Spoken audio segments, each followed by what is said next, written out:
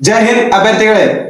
ಈಗಾಗಲೇ ಬಹಳಷ್ಟು ಅಭ್ಯರ್ಥಿಗಳು ಕೇಳ್ತಾ ಇದ್ದೀರಾ, ಸರ್ ನಮ್ದು ಆರ್ಮಿ ಎಕ್ಸಾಮ್ ಕ್ಲಿಯರ್ ಆಗಿದೆ, ಫಿಸಿಕಲ್ ಹೋಗುವಾಗ ಯಾವ ಡಾಕ್ಯುಮೆಂಟ್ಸ್ ನ ತಗೊಂಡು ಹೋಗ್ಬೇಕಂತ ನೀವು ಕೇಳ್ತಾ ಇದ್ದೀರಾ. ಈ ವಿಡಿಯೋದಲ್ಲಿ ನಿಮ್ಮೆಲ್ಲ ಮಾಹಿತಿಯನ್ನು ನಾನು ನಿಮ್ಗೆ ಸಂಪೂರ್ಣವಾಗಿ ತಿಳಿಸ್ಕೊಡ್ತೀನಿ. ಓಕೆ, ಇನ್ನು ಯಾರೆಲ್ಲ ಹೊಸದಾಗಿ ನಮ್ಮ ಪೇಜ್ ಅನ್ನು ನೋಡ್ತಾ ಇದ್ರೆ ಬೇಗ ಬೇಗ ಫಾಲೋ ಮಾಡ್ಕೊಳ್ಳಿ.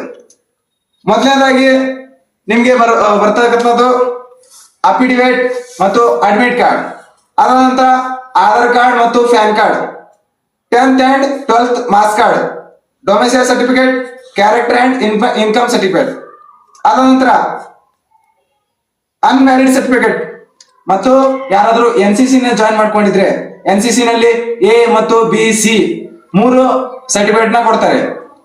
ನಿಮ್ಮ ಹತ್ರ ಯಾವ್ದಾದ್ರು A ಆಗಿರ್ಬೋದು, B ಆಗಿರ್ಬೋದು, C ಸರ್ಟಿಫಿಕೇಟ್ ಆಗಿರ್ಬೋದು, ಯಾವುದು ಕೂಡ ಇದ್ರೂ ಕೂಡ ನೀವು ತೆಗೆದುಕೊಂಡು ಹೋಗ್ಬೋದು.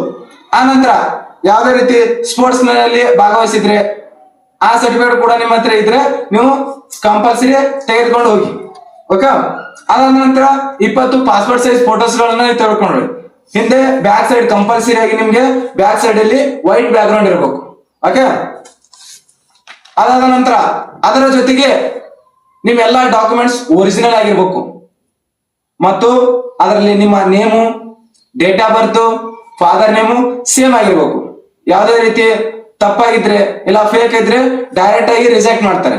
ಓಕೆ, ಇಷ್ಟೆಲ್ಲ ಡಾಕ್ಯುಮೆಂಟ್ಸ್ ನ ನೀವು ಫಿಸಿಕಲ್ ಹೋಗುವಾಗ ತೆಗೆದುಕೊಂಡು ಹೋಗ್ಲೇಬೇಕು. ಇದು ಈ ವಿಡಿಯೋನ ನಿಮ್ಮ ಫ್ರೆಂಡ್ಸ್ ಅಂಡ್ ಫ್ಯಾಮಿಲಿ ಕೂಡ ಶೇರ್ ಮಾಡಿ. ಜೈ ಹಿಂದ್.